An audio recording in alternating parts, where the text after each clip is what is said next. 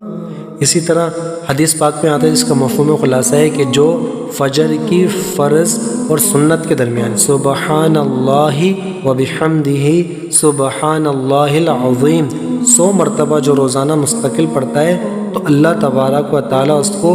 بے تحاشا ان گنت مال عطا فرماتے ہیں۔ اس طرح مال عطا فرماتے ہیں اس کو گمان بھی نہیں ہوتا۔ لیکن اس میں غور کرنے والی بات کیا ہے کہ ہم تو یہاں اللہ کی پاکی بیان کر رہے ہیں، یہاں تو ہم اللہ کی حمد بیان کر رہے ہیں۔ حدیث میں تو یہ بتایا سبحان اللہ و بحمدہ سبحان اللہ العظیم، لیکن اس سے مقصد کیا حاصل ہو رہا ہے کہ اللہ روزی دیں گے۔ اللہ اس میں روزی کا تو لفظ بھی نہیں آ رہا، معاش کا تو لفظ بھی نہیں آ رہا۔ تو ہم نے یہ غور کرنا ہے کہ اللہ اور اللہ کے رسول جو ہمیں وظیفے بتا رہے ہیں ان اعمالوں سے اللہ اور اس کے رسول ہم سے چاہتے کیا ہیں۔ ہم غور کریں کہ اللہ چاہتے ہیں، اب اللہ اپنی معرفت چاہتے ہیں، اللہ اپنے محبوب صلی اللہ علیہ وسلم کی اتباع چاہتے ہیں ہم سے کہ ہم اللہ کے احکامات کو رسول اللہ صلی اللہ علیہ وسلم کے طریقوں سے پورا کریں۔ اس کے ساتھ ساتھ ہم جس طرح اس امت میں پیدا ہوئے ہیں